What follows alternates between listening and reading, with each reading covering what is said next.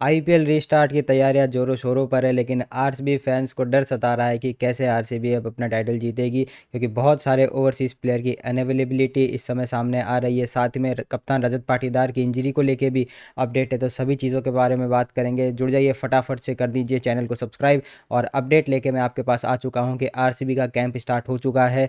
RCB के Indian players इकट्ठे होने शुरू हो गए, ओवरसीज़ प्लेयर भी धीरे धीरे जुड़ रहे हैं, जिसमें एक बड़ा नाम लुंगी एनगिडी शामिल हो रहे हैं।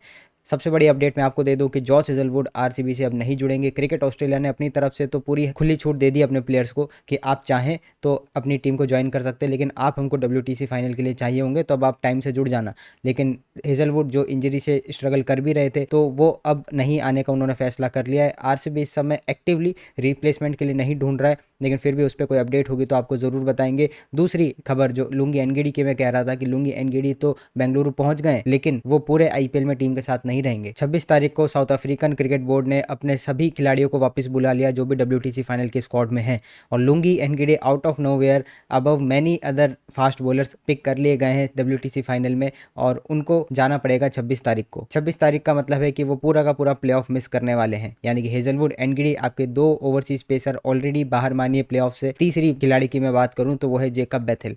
जेकब बेथेल हमारे रेगुलरली फीचर तो नहीं किए थे, लेकिन हमने देखा था आगे जाते जाते उनकी इंपॉर्टेंस बढ़ी थी टीम के अंदर, उनको मौके दिए गए फिल सॉल्ट के एब्सेंस में, और अब उनका नाम आ गया है वेस्ट इंडीज़ के खिलाफ होने वाली ओडीआई और टी20 सीरीज़ में।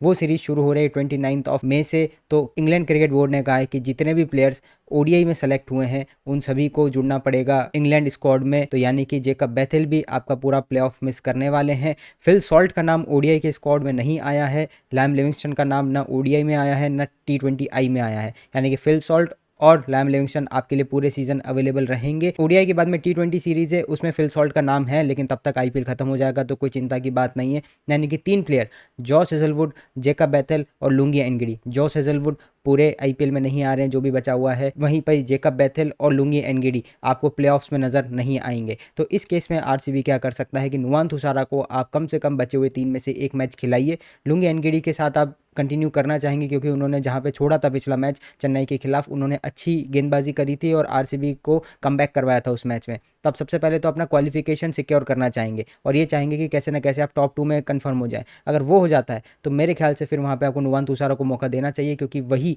हमारे लिए काम आने वाले हैं प्लेऑफ्स के अंदर। अच्छे डेथ बॉलर है, यॉर्कर डालते हैं, बेबी मलिंगा उनको कहा जाता है, तो बढ़िया एकदम उनका स्लिंगिंग एक्शन और श्रीलंका के लिए बढ़िया करते हैं टी20 के अंदर। अच्छी इकोनॉमी के साथ डेथ में बॉलिंग करते हैं, अच्छे वेपन साबित हो सकते हैं और हमारे लिए इस समय मैन विद गोल्डन आर्म भी साबित हो सकते हैं, क्योंकि अभी तक इस आईपीएल में हमारे खिलाड़ियों ने उनको देखा नहीं है। हालांकि आईपीएल में खेलने का उनको एक्सपीरियंस है, बहुत ज़्यादा इफेक्टिव वो नहीं दिखते हैं आईपीएल के अंदर जितना भी वो खेले हैं, लेकिन अब नई फ्रेंचाइज है, यहाँ पे हमने कई सारे ऐसे खिलाड़ियों को देखा है जिनको शायद से उतनी उम्मीद आरसीबी फैंस खुद नहीं कर रहे थे, लेकिन उन्होंने अपनी उम्मीदों से ज़्यादा परफॉर्म करके दिया। सबसे बड़ा एग्जाम्पल देवदत्त पडिक्कल है, सभी आरसीबी फैंस ने कहा था नहीं चलेगा। आज की तारीख में देखें तो इस साल आरसीबी के टॉप 3 आप स्कोरर्स उठा के देखें तो देवदत्त पडिक्कल का उसमें नाम है।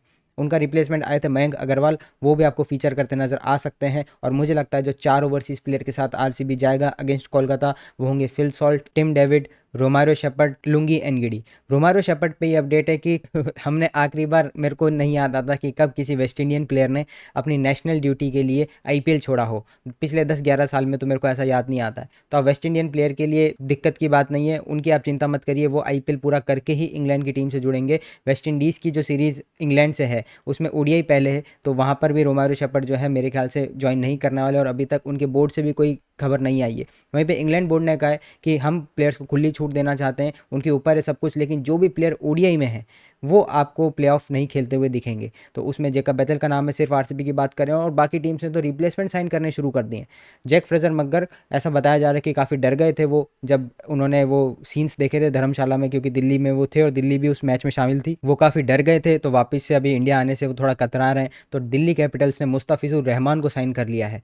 हैरी ब्रुक उनके ऑलरेडी बाहर हो चुके थे और अगले 2 सीजन के लिए वो बैन रहेंगे, तो उनके पास एक ओवरसीज स्लॉट खाली था, तो उन्होंने मौका देखा और मुस्तफिजुर रहमान को अपनी टीम में ले लिया है। बाकी टीम्स भी अपने अपने ओवरसीज प्लेयर देख रही हैं। सीएसके के ओवरसीज प्लेयर पे ये अपडेट है, उनके सीईओ ने खुद बताया है कि सारे प्लेयर्स उनके ओवरसीज के आ जाएंगे एक्सेप्ट जेमी ओवरटन। और आईपीएल डिले से एक और बीसीसीआई में खलबली ये है कि India A versus England Lions के जो 2 टेस्ट मैच होने थे, जो प्रैक्टिस मैचेस एक तरीके से होने थे, उसकी स्क्वाड अनाउंसमेंट भी अब डिले हो गई है, क्योंकि बहुत सारे आईपीएल में अभी प्लेयर्स जो खेल रहे हैं, फॉर एग्जांपल ध्रुव जुरैल, यशस्वी जायसवाल, साई सुदर्शन, ये सब उस स्क्वाड का हिस्सा होने थे और माना जा रहा है कि अभिमन्यु ईश्वरन उस टीम की कप्तानी करेंगे। तो उसमें बड़े बड़े नाम जाने थे, लेकिन अभी वो आईपीएल में बिजी है। देखते हैं उनकी स्क्वाड अनाउंसमेंट कब होती है और किस तरीके से उसको कराया जाता है, क्योंकि 30 तारीख से वो प्रैक्टिस मैच शुरू होना था इंग्लैंड लायंस के खिलाफ। तो कुल मिला के ऑस्ट्रेलियन प्लेयर्स डब्ल्यूटीसी फाइनल में जो भी हैं वो आना चाहे तो आ सकते हैं, क्योंकि खबरें तो ये भी है कि ट्रेविस हेड और पैट कमिंस जुड़ने वाले हैं। हेजलवुड की इंजरी प्रॉब्लम है या वो अब अपने आप को ज़्यादा थकाना नहीं चाहते हुए, उनके ऊपर है। लेकिन अभी ये बताया जा रहा है कि जॉश हेजलवुड बिल्कुल नहीं जुड़ेंगे और आप ये मान के चलिए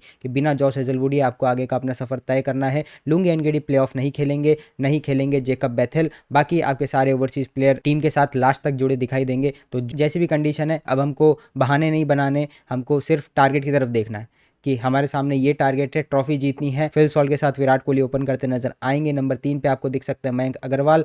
रजत पाटीदार पे जो अपडेट है वो मैं आपको बता देता हूँ कि रजत पाटीदार की जो इंजरी थी वो जितनी शुरुआत में कम मानी गई वो उतनी कम नहीं थी। रिकवरी में उनको टाइम लग रहा है और ये तक माना जा रहा है कि वो 1 या 2 मैच भी मिस कर सकते हैं आने वाले। कोलकाता और हैदराबाद के खिलाफ उनकी अवेलेबिलिटी को लेकर चिंता है। अगर वो खेलते भी हैं तो एज अ इम्पैक्ट सब खेलेंगे, क्योंकि उनके फिंगर में जो इंजरी है उसके चलते वो फील्डिंग नहीं कर पाएंगे। तो कप्तानी जितेश शर्मा के हाथों में जा सकती है। काफ़ी कैपेबल कैप्टन है, आईपीएल में कप्तानी कर चुके हैं, डोमेस्टिक में विदर्भा की कप्तानी करते हैं, तो कोई ऐसी खास दिक्कत वाली बात नहीं है। लेकिन रजत पाटीदार द बैटर, उसकी ज़रूरत है और इन फॉर्म रजत पाटीदार की ज़रूरत है। होपफुली ये ब्रेक जो है जितेश और रजत दोनों के काफ़ी काम आया होगा। उन्होंने इंट्रोस्पेक्ट किया होगा कि अभी तक वो क्या गलत कर रहे थे अपनी बैटिंग में, क्योंकि जब ये फील्डिंग करने आते हैं तो जितेश और पाटीदार दोनों की केमिस्ट्री बड़ी जमती है, बढ़िया डिसीजन ऑन फील्ड ये दोनों लेते हैं। लेकिन जब विद द बैट इनसे कंट्रीब्यूशन की बात आई है पिछले कुछ मैचेस में तो ये दोनों नहीं कर पाए। तो होपफुली अभी एक हफ्ते का ब्रेक पूरी टीम के लिए अच्छा रहा होगा और खास तौर से इन दोनों के कंट्रीब्यूशन की आरसीबी को बहुत ज़्यादा जरूरत है। तो रजत पाटीदार हो सकता है आपको इंपैक्ट सबकी तरह दिख जाए। अगर वो टॉस पे आ जाते हैं कप्तान की तरह तो कोई दिक्कत नहीं है, लेकिन जितनी भी रिपोर्ट्स अभी तक आ रही है उसकी माने तो रजत पाटीदार पहला मैच खेलने के लिए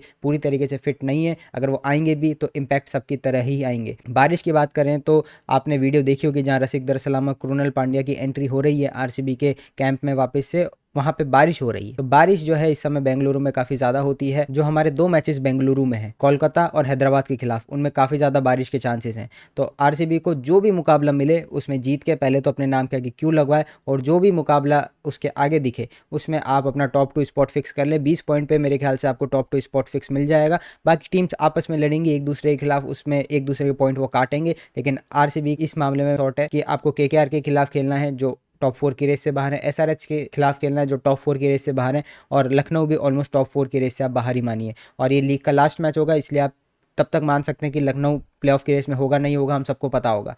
तो आरसीबी गोल्डन चांस है, लग जाओ भाई। और उम्मीद करते हैं सारे प्लेयर जितने भी हैं वो कम से कम फिट रहें और आरसीबी को टाइटल की तरफ ले जाएं। आपके पास कोई एक्स्ट्रा अपडेट है या आप अपनी कोई ओपिनियन शेयर करना चाहते हैं, किसी चीज़ से आप डिसएग्री करते हैं तो ज़रूर कमेंट बॉक्स में डालिए, हम उसको पढ़ेंगे और कोशिश करेंगे कि उस चीज़ को एड्रेस किया जाए। मिलते हैं आपसे अगली किसी और वीडियो में अपडेट के साथ, तब तक के लिए गुड बाय।